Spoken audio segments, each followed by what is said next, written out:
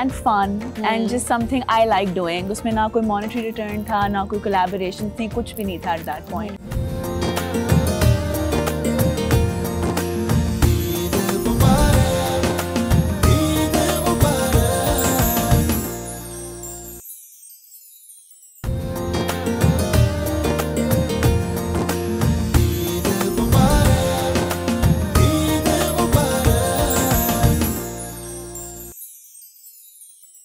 Welcome back to the programme. Eid in Pakistan में आपको दोबारा खुशामदीद कहते हैं। तो ईद का समा है, ईद का त्यौहार है, हर बंदा एंजॉय कर रहा है और एंटरटेनमेंट हम आपको प्रोवाइड कर रहे हैं।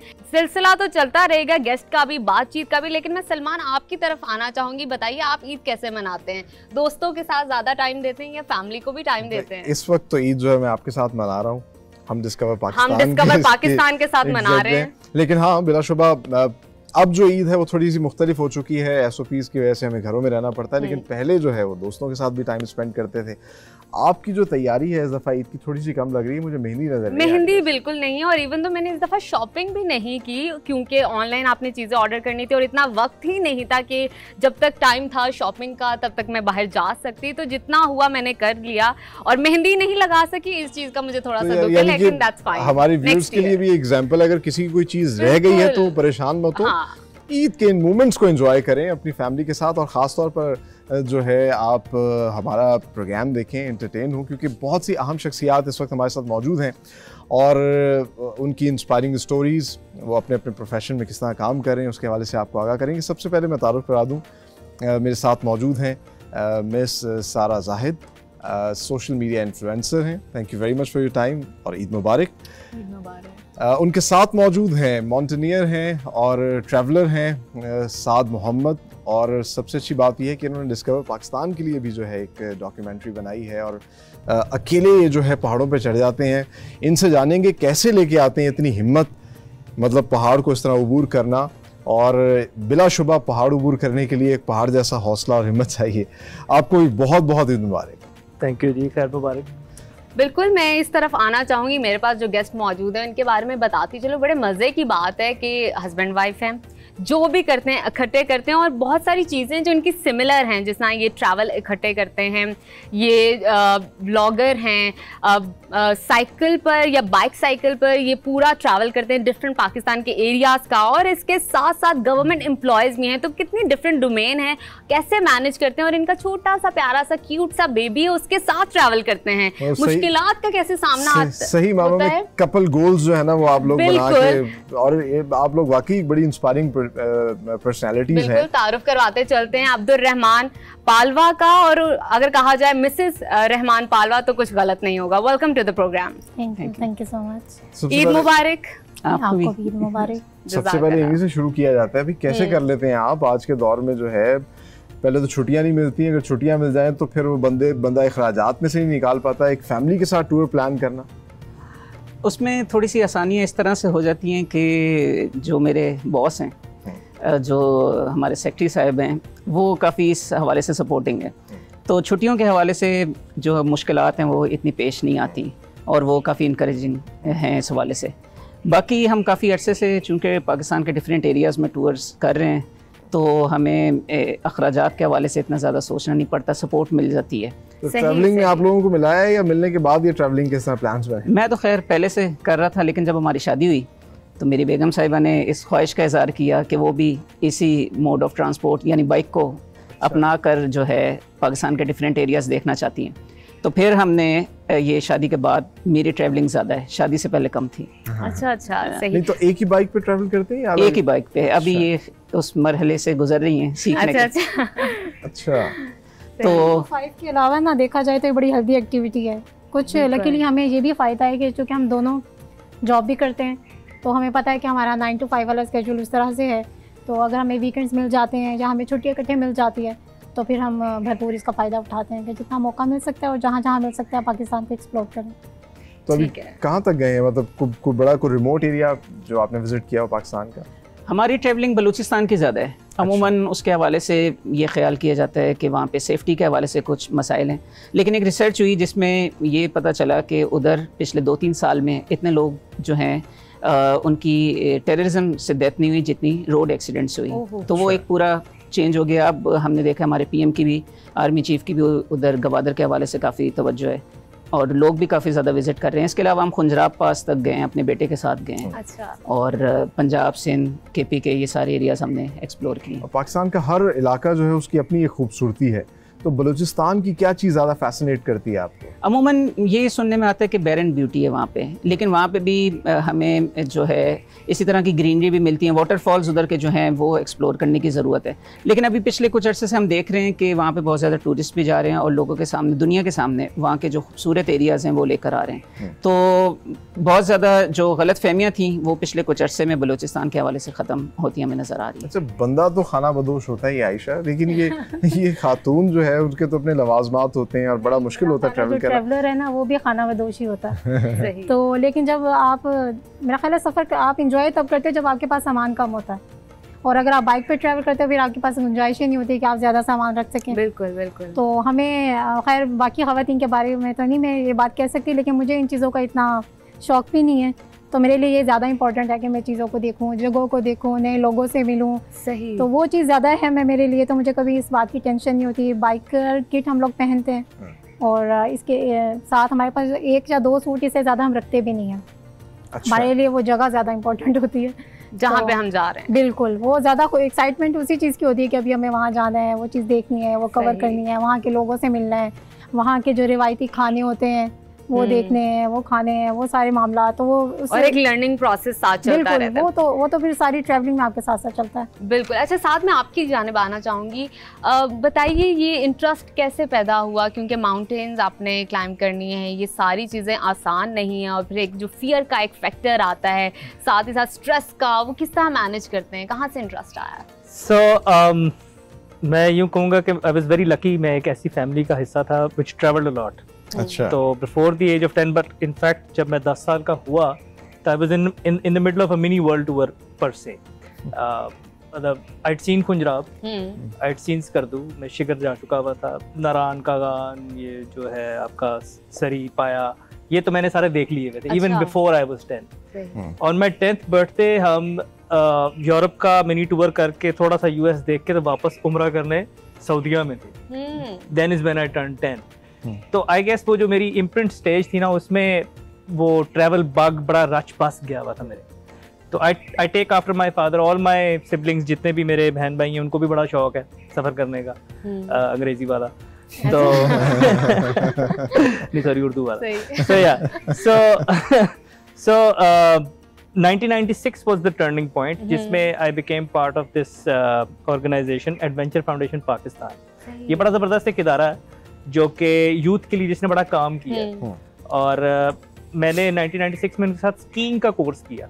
तब शायद पाकिस्तान में बहुत थोड़े लोगों को पता था कि स्कीइंग होती है या चीज़ भी क्या है। अच्छा। तो स्कीइंग की उनके साथ, अगले साल फिर एक कोर्स किया, फिर कैंपिंग ट्रैकिंग की। फिर 98 में मकड़ा पीक है जो कि यही शुगरान साइड पे कागान में है। कागान की probably highest, one of the highest peaks है।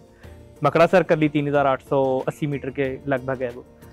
तो वो मेरा पहला ट्रैकिंग कैंपिंग एक्सपीरियंस था। तो डर का फैक्टर नहीं कभी आया? कभी खौफ नहीं आया एक पल के लिए भी? खौफ आता है। अच्छा। खौफ तब भी आता था, मतलब as a young kid, as a teenager आपको वीराने में डर तो लगता है, कोई जिन भूत ना आ जाए, कोई अंधेरा है, आप बिल्कुल अकेले हैं। लेकिन वो जो एक होता है ना कि वो घर वाले याद आ रहे हैं, मुझे बिल्कुल याद नहीं आते।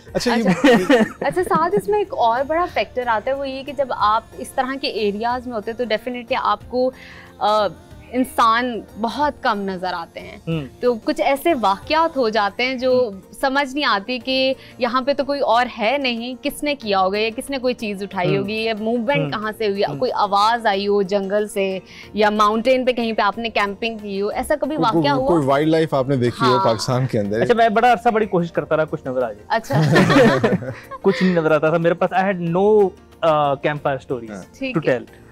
एक दफ़ा बड़े मुश्किल से ये हुआ कि हम एक मिंतका पास है, this is parallel to Khunjerab pass, ये खुंजराब गए तो जो पुराना रास्ता है ना जिसको सिल्क रूट कहते हैं, जो चाइना जाता है, हाँ जी एग्जैक्टली, वो मिंतका पास है। तो वहाँ पे हम लोग इस तरह पहला कैंप हमने लगाया, बड़ा ज़बरदस्त मेडो था, उस पर हम कैंप हुए थे। तो वहाँ ना इर्द गिर्द ना छोटी छोटी आंखें नजर आना शुरू हो गई। अंधेरे में ना आंखें चमक रही जैसे बिल्ली की आंखें नजर आती हैं, लेकिन बिल्ली की आंख मतलब एक दो होंगी, वो मतलब सारे गिर्द, वो जैसे वो मेडागास्कर वो जो कार्टून मूवी जिस तरह वो गिर्द सारे कटे हो जाते, तो वो इसको मार्मट कहते हैं। अच्छा। वो पता लगा कि मार्मट्स की आबादी थी और वो मतलब वो रात को सारे निकल के हमें देख रहे हैं कि जी ये कौन आए हुए।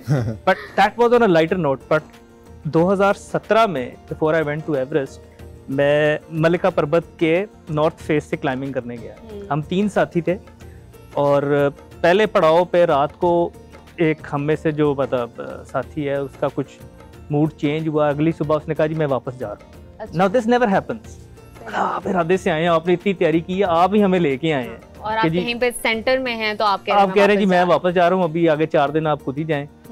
तो कुछ बात समझ नहीं आती थी। खैर वो बड़ी अजीबोगरीब एक्सपेडिशन हुई, उसमें बहुत अजीबोगरीब वाक़े हुए, लेकिन जब कहानी खुली तो पता ये चला कि उन साहब को पिछल पैरी नजर आई। अब मुझे शुक्र है नजर नहीं आई, आई डोंट नो मेरा क्या हाल होता। उनको नजर आ गई। और वो उन्होंने खुद बताई या आपको वैसे उन्होंने बाद में बताया, उस टाइम बताया भी नहीं हमें, उन्होंने भेज दिया। उन्होंने अपने आप को बताया और आपको उसके आगे छोड़ दिया। और क्या कहा उन्होंने, क्या था?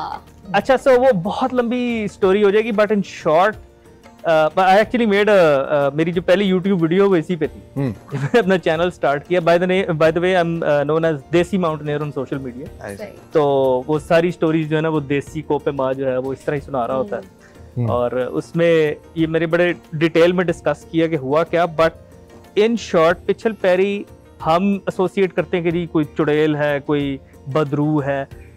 उसका मकसद हमें वार्न करना था कि मत जाओ इस पहाड़ पे। इस मतलब मेरा जो दोस्त है उसको प्रीमोनिशंस हुई, उसको क्या उर्दू में क्या कहेंगे, I don't have the word, लेकिन उसको ना एक चीज नजर आई कि ये वाकयात होंगे और नुकसान होगा, we shouldn't be climbing this mountain at this point. और वो पिछल पैरी हमें वार्निंग देने आई और उसने कहा कि जी नहीं जाओ, और then eventually we had to come back उनकी वजह से। तो पिछल पैरी भी हमारे लिए नेक रूह बन के। अच्छा, लेकिन साथ क्योंकि आप यहाँ मौजूद हैं तो प्रिसाइसली ये भी बताइएगा, पाकिस्तान में दुनिया के 8 बड़े पहाड़ हैं, दुनिया भर से लोग आते हैं, कितना पोटेंशियल आप पाकिस्तान में देखते हैं और स्पोर्ट्स को आप क्या समझते हैं, कितना ये पनप सकती है? So mountaineering I have been doing since 2006 और आई बीन लकी कि मैंने एवरेस्ट अटेम्प्ट की हुई है और गैशब्रम 1 और 2 में गया हूं। मतलब वी गॉट 5-8,000ers, अमेजिंग है। मतलब we got a gold mine. आप नेपाल को देख ले, उनके पास कोई 7-8 इस तरह के पहाड़ हैं। तो वो तो मतलब उनका सारा टूरिज्म इसी पे बेस्ड है। अभी आज कल रात की ये खबर है कि एक पाकिस्तानी ने यंगेस्ट पाकिस्तानी ने हाँ जी, exactly. सर की है एवरेस्ट, और अभी as we speak another Pakistani from Hunza is on the summit push. तो अब ये ईद से पहले ईद होने जा रही है माउंटेनियरिंग कम्युनिटी की। तो नेपाल में तो उनका ब्रेड एंड बटर ही है। थाईलैंड को ले लें, उनकी इकोनॉमी सारी इस पे चलती है, एंड कोरोना हैज मतलब done havoc to their economy, क्योंकि वो बेस्ड ही इसी पे हैं कि टूरिज्म, टूरिस्ट आएगा फिर होगी। पाकिस्तान अल्लाह का शुक्र है अभी हम और बहुत सारी चीजों पे चल रहे हैं, but we can really capitalise on this. Nanga Parbat है, K2 है, मोस्ट डिफिकल्ट 8,000er। अगर हम इसको सही तरह सेल कर लें तो मतलब nothing like it. And there's a lot more potential in Pakistan. अच्छा सारा, मैं आपकी जानिब आना चाहूँगी। मुझे बताइए कि बहुत सारी लड़कियां हैं जो फैशन इन्फ्लुएंसर की तरफ जा रही हैं, फैशन को पसंद करती हैं, ड्रेसअप करना आता है। आप भी इसी जॉनरा के अंदर है क्या? आपके पास डिफरेंट है जो आप समझते हैं कि ये मेरे पास टैलेंट जो है ज़रा मुनफरिद अंदाज में है, तो शायद व्यूवर्स जो हैं, ऑडियंस हैं, उनको मैं ये चीज़ टीच कर सकूँगी या दिखा सकूँगी? I think when I started, which was not very long ago, but because this industry is very new, it was around 3 years ago, तो तब कोई concept नहीं था bloggers का, और it was something completely out of passion and fun and just something I like doing. उसमें ना कोई monetary return था, ना कोई collaborations थी, कुछ भी नहीं था at that point. वो eventually हुआ है. Now people see कि क्या फ़ायदे हैं तो वो आते हैं. सही. हमने तो I remember बगैर फ़ायदों के. बगैर फ़ायदे. I remember the first time I got paid for something, I was like, wow, you paying me? Why? So you know it was like that.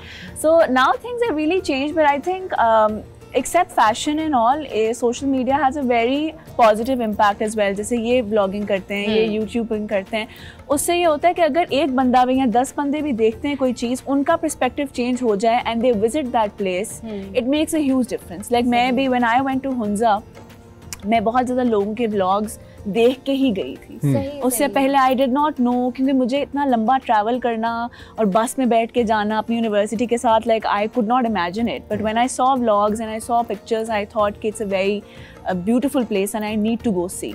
सो उस हिसाब से बहुत ज़्यादा influencers do help out in each aspect of your life, चाहे वो fashion हो जाए, चाहे वो लाइफस्टाइल हो जाए, चाहे वो ट्रैवलिंग हो जाए।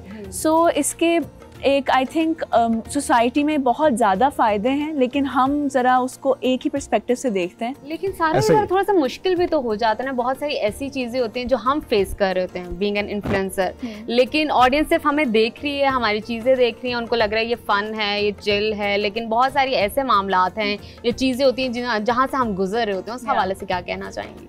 उस हवाले से मैं कहना चाहूँगी कि वो आई थिंक हर फील्ड में एग्जिस्ट करता है। अच्छा, बल्कि मैं अगर इस सवाल को रिफ्रेश कर लूँ, क्योंकि ईद का शो हो रहा है, ईद तो हम मनाते हैं और तकरीबन सब लोग एक तरह मनाते हैं, तो ये ख़ास तौर पे क्योंकि अभी ये फील्ड बड़ी बूम कर रही है, तो सोशल मीडिया इन्फ्लुएंसर बनने के बाद क्या फ़र्क आया या वैसी ईद गुजर रही है? ये फ़र्क आया कि मेरी ईद से 5 दिन पहले गुजर जाती है और मेरा सारा वीडियोस और पिक्चर्स हो जाती हैं, और ईद के दिन मैं बस अपने पजामाज में होती हूँ कि अब मुझे कोई तैयार होने को ना कहे। सो इस तरह फ़र्क आया है कि हमारी पहले से प्रिपरेशन हो जाती है और सारे कपड़े और सारी पिक्चर्स आर ऑलरेडी देयर, सो वो आ जाता है। और ऑब्वियसली पहले आपको जो शौक होता है कपड़े पहनने का, तैयार होने का, वो डिफरेंट होता है। फिर जब आपका वो काम बन जाता है तो वो फिर आपको इतना शौक रहता नहीं है। सो ये फ़र्क ज़रूर आया है। तो शौक की बात हो जाए तो रैपिड फायर कर लिया जाए मेरे ख्याल से। बिल्कुल करते हैं।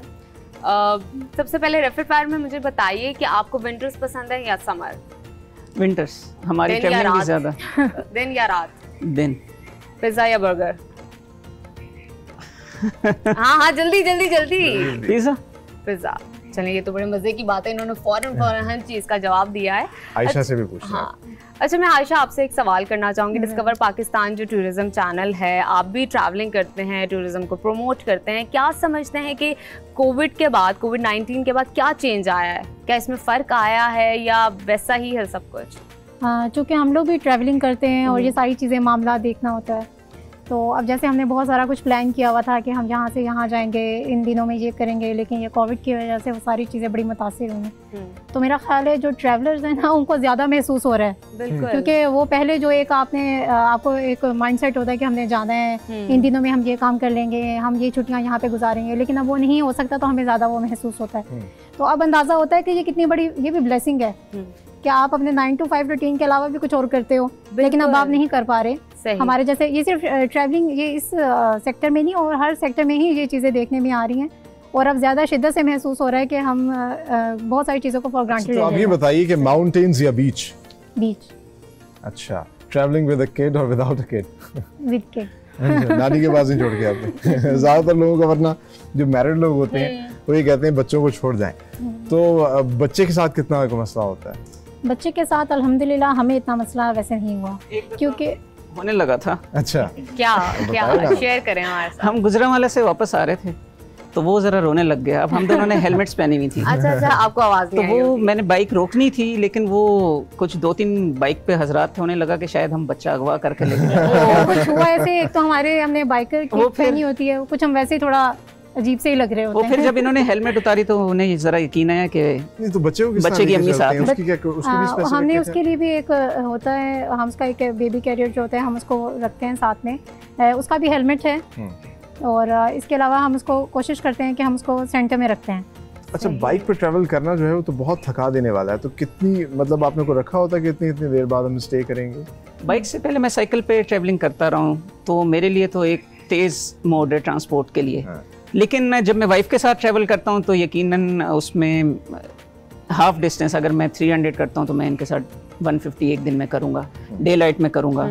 इस तरह की चीज़ें कुछ जो है ना साथ रखनी पड़ती हैं, और बेटे के साथ थोड़ी एहतियात उसमें हमें ज़्यादा करनी पड़ती है। हमें उसके मूड को देख के चलना पड़ता है, तो हम फिर थोड़ी देर बाद एक स्टे लेते हैं, कुछ खाना पीना हो, कुछ थोड़ा रेस्ट करते हैं। रेस्ट क्या, हम बाइक पे तो होते हैं ना, इधर बैठ के थोड़ी देर जरा चेंज होता है, हम खेतों में भी बैठ जाते हैं, हम फुटपाथ पे भी बैठ जाते हैं। फिजिकल टायर्डनेस के बारे में क्या कहेंगी? कभी फटीग के हवाले से वो कैसे मैनेज करते हैं? नहीं, मुझे वैसे इतना ज़्यादा मसला, इसलिए मैंने पहले बताया ना कि चूँकि मैं वैसे ही इतनी एक्साइटेड होती हूँ उन चीज़ों को देखने के लिए, तो मुझे मैं इसी खुशी में कि अभी इतना रह गया डिस्टेंस, अभी इतना डिस्टेंस रह गया, तो वो इस चीज़ में जो है ना मुझे कभी इतना ये कभी ऐसा हुआ कि ईद या इस तरह का त्यौहार हो और तब भी आप ट्रैवल कर रहे हैं? शादी से पहले तो अमूमन इस तरह से होता था, लेकिन अब घर पे, शादी के बाद घर पे हम रहते हैं। अभी कुछ मतलब रिस्ट्रिक्शंस आ जाती हैं। सही। ये तो खैर कहानी जो है वो घर घर की है, लेकिन साथ जो है क्योंकि बड़े मजबूत आसाब के मालिक हैं, पहाड़ों पे चढ़ते हैं, तो एक रैपिड फायर साथ से भी हो जाए। साथ ही बताइए, ये तो आपके एक पैशन है ही, इसके अलावा कोई और स्पोर्ट्स या गेम जो खेलते हैं? हाँ, मैं मतलब I was always in sports, तो कोई शाज़ो नादिर है जो मैंने ना खेली। अच्छा। हाँ, I've been playing squash for the longest time. Club cricket बहुत अरसा खेली है। उसके अलावा स्कूल कॉलेज में सबसे फेवरेट स्क्वॉश है, इसके अलावा स्क्वॉश या क्रिकेट है? पलवा की तरह साइकिलिंग भी करता हूँ मैं। अच्छा। लेकिन नॉट एज लॉन्ग एंड उस तरह की नहीं जो ये करते रहे, but cycling I have used as a fitness tool. अब सोशल मीडिया पे भी क्योंकि आप एक्टिव हैं, जी जी, तो लास्ट जो बड़ी इंटरेस्टिंग चीज आपको सोशल मीडिया पे लगी हो? सोशल मीडिया पे खैर अब कल रात की बात करें तो I was very much following what was happening on Everest. तो वो बड़ा मज़ा आता है कि जो न्यूज़ चैनल है उससे पहले हमें पता होता है क्योंकि हमारी फील्ड है। तो वो बल्कि रिपोर्टर्स आके हमें पूछ रहे होते हैं कि अच्छा फिर क्या हुआ। तो वो बड़ा अजीब लगता है, बड़ा मज़ा आता है कि जर्नलिस्ट को भी नहीं पता कि क्या हो रहा है। So yeah that's an interesting thing. बाकी सोशल मीडिया पे most recently I guess every month there is something which is happening. कुछ लोग तो उसको करते हैं कि हाँ जी अब ये महीना पार्टी हो रही पे गुजर गया। तो या stuff like that. चलें, पार्टी हो रही है और सोशल मीडिया की बात है तो जो स्पेशलिस्ट हैं इस फील्ड के उनकी तरफ आते हैं। सारा ये बताइएगा, टीवी तो देखती होंगी, तो उस टाइम आजकल में कोई अनोइंग कैरेक्टर जो आपको सबसे ज़्यादा लगता हो यार ये नहीं होना चाहिए टीवी पर? अच्छा, एक्चुअली मैं टीवी इतना नहीं देखती। कार्टून्स देखती हैं? मैं बहुत डिजिटल इंसान हूँ। सोशल मीडिया पे कोई ऐसा कैरेक्टर यू वांट कि यार ये नहीं होना चाहिए? अच्छा, सोशल मीडिया पे rather than saying कि नहीं होना चाहिए, there is one character that I really like and I would really like to mention. There is this mother, अम्मा उनका नाम है, और वो ड्रामा रिव्यूज करती हैं and she is very entertaining, very honest. I think पहला critic मैंने देखा जो इतना honest opinion देता है. So she is somebody I really like and enjoy watching. तो annoying नहीं, but I would say somebody really entertaining and everybody should watch it. बिल्कुल, और मुझे लगता है सोशल मीडिया का यही तो है कि आपको फिल्टर के बगैर कोई चीज़ मिल रही है, आप पे कोई लिमिटेशन नहीं, आप अपना ओपिनियन क्लियरली देख सकते हो किसी भी हवाले से। तो ये बड़े मजे की चीज़ हो जाती है। ठीक हो। अच्छा, मैं जानना चाहूँगी शादी से पहले ईद कैसे मनाते थे? शादी से पहले बिल्कुल क्या डिफरेंस था? उस वक्त शायद मसरूफियात इतनी ज़्यादा नहीं थी, तो ये बनाओ सिंगार और मेहंदी और ये सब कुछ, अब सारी तवज्जो जो होती है वो ज़्यादा बेटे की तरफ होती है। तो ये एक बड़ा ज़बरदस्त किस्म का चेंज आया है कि अब हम अपनी तरफ कम तवज्जो देते और अपने बच्चों की तरफ ज़्यादा तवज्जो। ट्रैवलिंग में कोई ऐसा वाक़या हुआ जो बड़े मज़ेदार सा हो, कोई एक्सपीरियंस शेयर करें? मैं एक दफ़ा साइकिल पे जा रहा था, इधर बूरे वाला के पास जगह थी, तो वो 2-3 साइकिल पे छोटे बच्चे थे, उन्होंने रोका। तो उन्होंने मेरे से पूछा किधर से आप हैं, मैंने बताया लाहौर से। तो उन्होंने कहा आप इतनी दूर जा रहे हैं तो ये तो आप अपनी जान के ऊपर बड़ा जुल्म कर रहे हैं। सही। तो उनको खैर मैंने बताया मेरा शौक़ है, तो वो उस पर नहीं माने। फिर रिसेंटली बलूचिस्तान में हुआ, मुला चुटक वाटरफॉल्स के पास हमें शाम होगी। अच्छा। तो मेरे साथ जो लोकल था, मैंने उसे कहा कि हम इसी जगह पे रात गुजारेंगे पत्थरों के ऊपर। तो उसने कोशिश की कि हम रेस्ट हाउस चले जाएं। मैंने कहा ये चांद की रोशनी पूरी नीचे पड़ रही है, सामने हमारे पानी है, पहाड़ हैं, तो हम इधर रात गुजारेंगे, ये मेरे लिए तो काफ़ी अट्रैक्टिव है। तो एडवेंचरस भी है, वो मान गया। फिर रात को हम सोए, तो रात को कोई 3 लोग टॉर्च लाइट लेके जो है ना हमारे करीब आए। तो उसके पास खैर पिस्टल थी, उसने फायर वगैरह किया, वो चले गए। अच्छा। तो फिर रात को उसने उधर के लोकल्स को फ़ोन किया, तो उन्होंने हमें कहा कि वो बंदे नहीं थे, वो कोई जिन वगैरह थे। अच्छा। तो मैंने उनसे ये कहा कि जिन चलो ठीक है मैं एक्सेप्ट कर लूँ, लेकिन उन जिन के पास टॉर्च लाइट कैसे आ गई? तो इस तरह के वाक़यात कई दफ़ा इंसान नुमा जिन थे। सर ये बताइए कि कोई लाइफ लॉन्ग ड्रीम जो आप चाहती हैं कि ये पूरा हो, और उसके लिए क्या कोशिश कर रही हैं? I think lifelong dreams तो होती हैं, मतलब वो they change with every phase of life. अभी रीसेंट कौन सा है? अभी रीसेंट कौन सा है? वैसे I would say I'm really proud to say that I've fulfilled most of them at this age. But lifelong dream, I feel like now it's time. I think काफ़ी ज़्यादा लोग जो especially इस फील्ड में होते हैं वो इस तरह सोचते नहीं, but it's time to give back. जब आप इतने privileged बैकग्राउंड से एग्जिस्ट करते हो और आपकी एक अच्छी एजुकेशन होती है और आपके पास सारी रिसोर्सेज होती हैं, तो it's good to give back and it can be in the tiniest of ways. हमेशा पैसे देना या कोई चैरिटी करना नहीं, अगर आपके पास एक प्लेटफॉर्म भी है तो आप वहीं से कुछ अवेयरनेस कर दें, कोई डोनेशन के लिंक्स लगा दें, कुछ ऐसी किसी की हेल्प कर दें. So even that is something that I would want to do on a bigger level. Yeah. अच्छा, आमतौर पे ख़वातीन के साथ ये बड़ा मसला रहता है, तो मैंने कहा नजर इनसे ही पूछ लिया जाए, कितना टाइम लेती हैं तैयार होने में, खास तौर पे सुबह का जाना? अच्छा, I don't take a lot of time at all. ये मेरे बारे में बहुत पॉपुलर चीज़ है. Maybe like to do my makeup like around 5 to 7 minutes. यही कहती है, बट आधा घंटा तो ये कम है ना. ऐसे तो बहुत से लोग हैं जो 2-2 घंटे लेते हैं, तो 30 minutes is fine, I guess. अच्छा, 30 minutes is a lot for me. No, I can't. मेरे लिए क्योंकि छोटी छोटी चीजें मेरी बहुत सारी रह जाती है, तो मुझे होता है ये रह गया, वो रह गया, फिर भी लास्ट मोमेंट पे मुझे ऐसा लगता है फिर एक चीज रह जाती है, ऐसा कुछ होता है. तो अभी बहुत सारी बातें हैं हमारे पास आपको बताने को, करने को, और मजे मजे के गेस्ट भी हैं सलमान. लेकिन अभी वक्त हुआ एक छोटी सी ब्रेक का. हमारे साथ रहिएगा, कहीं मत जाइए, हमारे साथ रहिए.